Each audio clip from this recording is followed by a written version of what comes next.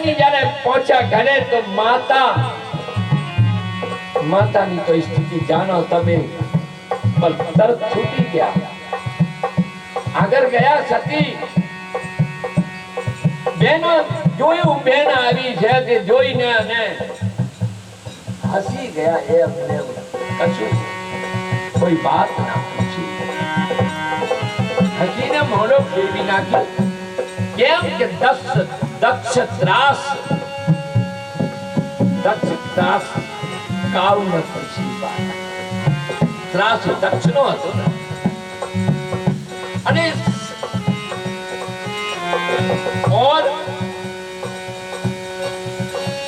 અરે દક્ષન કछु પૂછી કુશલાતા,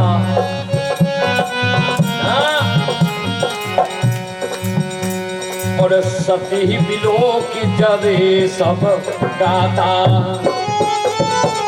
એવો અપમાન. પિતાએ પણ મને કુશલતા નહીં પૂછી, નામ નહીં પૂછ્યું, ક્યાંથી આવી, કેવી છે દીકરી, બેનો ના બોલી. સ્થિતિ જોઈને સતી માતાના અંગ અગ્નિ ધધકવા લાગી હૃદયમાં, આખા શરીરમાં. અને પછી ભવન મેં તો મળ્યા, પણ જો સ્થાન હતો યજ્ઞ નો, જો બધા દેવતા બેહવાના હતા, તો જોવા ગયા કે યજ્ઞ થાય છે કેવો, સ્થાન કેવો છે.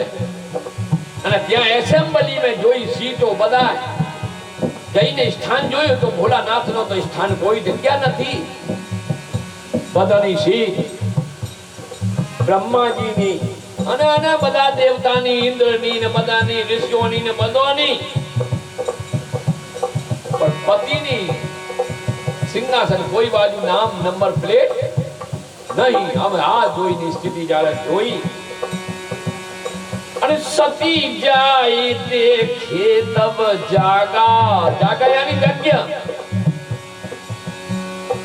કતૌ નદી કિસંબ કર ભાગા.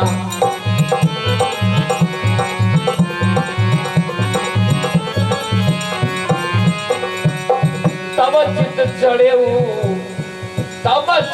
ચડેવું જો શંકર, ચડેવું જો શંકર કહેવું. એ ભોળાનાથે કહ્યું, એ શબ્દ ચિત્ત પર આવી ગયા અને છાઈ ગયા, વિચાર કરવા લાગ્યા. અરે તબ ચિત્ત ચડેવું જો શંકર કહેવું, પણ પ્રભુ અપમાન સમજ ઉરત હેવું.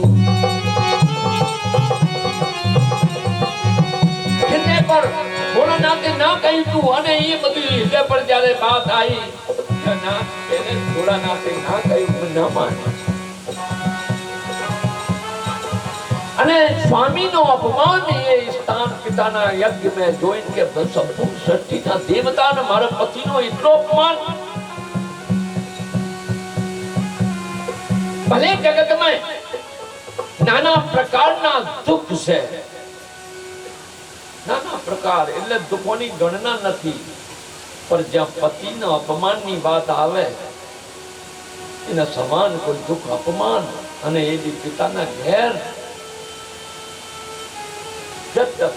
બાવા તુલસીજી લખ્યું છે કે જદ્યપિ જગ ભલે જગતમાં દારૂણ દુઃખ નાના, એટલે આ દારૂ ના સહન કરવા લાયક નાના પ્રકારના દુઃખ છે, પણ સબ તે કઠિન જાતિ અપમાન.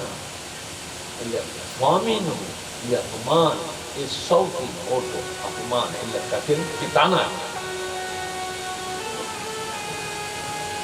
સમજીશો સતી ભયવતી ક્રોધા, और बहु विधि जननी कीन प्रबोधा. ભોળાનાથે જે કહ્યું તું, અને આ સ્થિતિ જોઈ અને માને પકડીને હલાવે છે, હે માં, અને સમજાવી રહ્યા છે. કોણ? સતી પોતાની માતાને, કે જો માં शिव अपमान न जाए सही, और हृदय न होई प्रबोध, और सकल सभय हट हट तब बोली बचन सकोद। माता ने पहले कह્યું અને એનો પરિણામ તો મળશે જ, અને પછી સંપૂર્ણ સૃષ્ટિ પેલી જો એસેમ્બલી જે બેઠી હતી સંસદની જેમ બધા સીટ પર દેવતાઓ બધાને કહી દીધું કે તમે અહીંયા જે મારા પતિનો જે અપમાન થયું છે એનો દંડ તો ભોગવવું જ પડશે।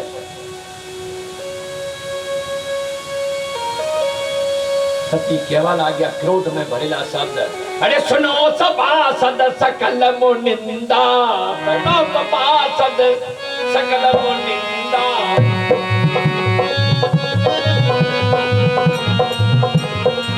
कहीं सुनी जिन शंकर निंदा।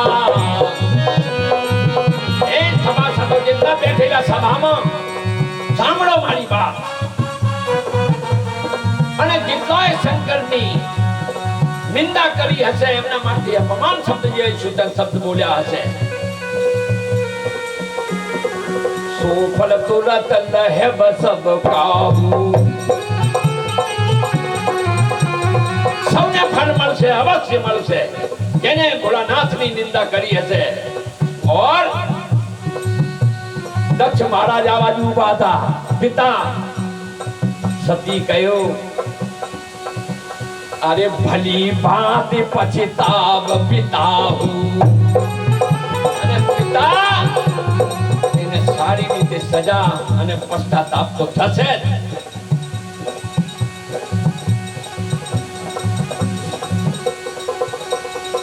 संत शंभु श्रीपति अपवादा,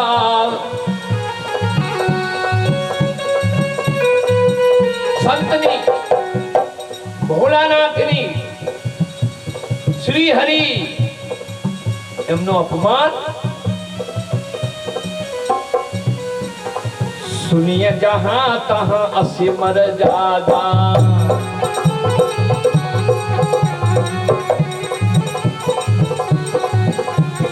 काटिय तास जीव, काटिय तास जो जीव बसाई, नहींतर श्रवण मुदिन ततलिय पराई।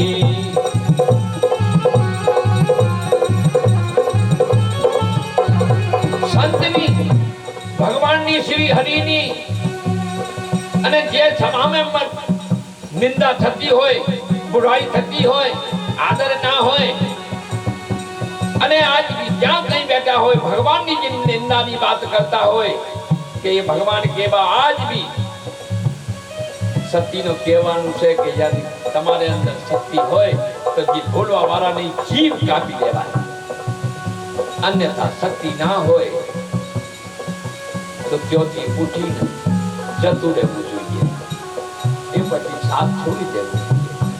નિંદા સહન ના થાય શંકર ભગવાનની। क्यों?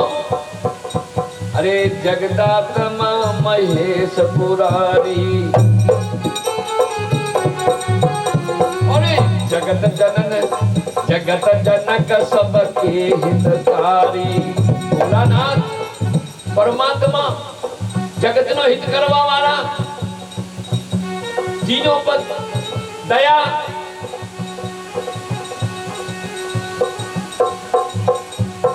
पिता मंदमती, अरे पिता मंदमती निंदत तेहि,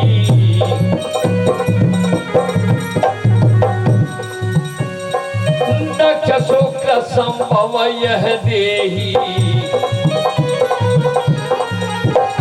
पिता ये अपमान ते કર્યું પણ આ શરીર भी तो દક્ષના બીજથી ઉત્પન્ન છે ને, આ શરીર કોનું છે?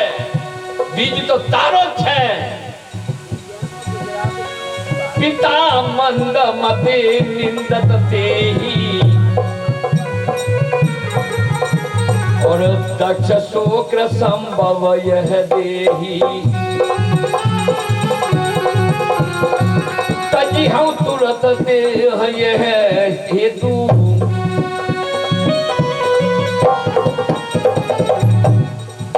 अब आप ये है ना हमारे जरूर से देहनी जरूरत नहीं કેમ કે તારા જ બીજથી આ શરીર પ્રાપ્ત થયો હવે તે રાખીને શું કરવું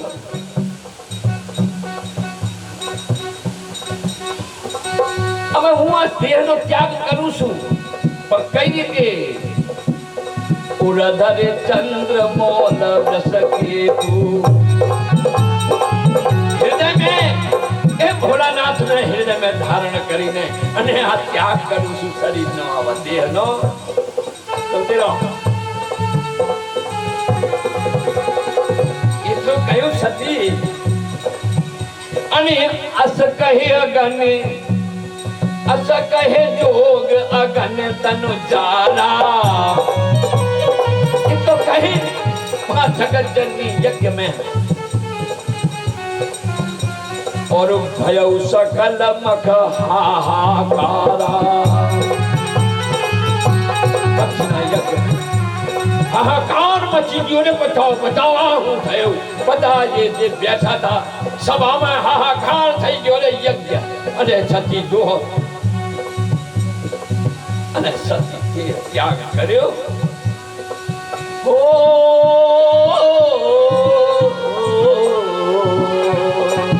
સતી મરણ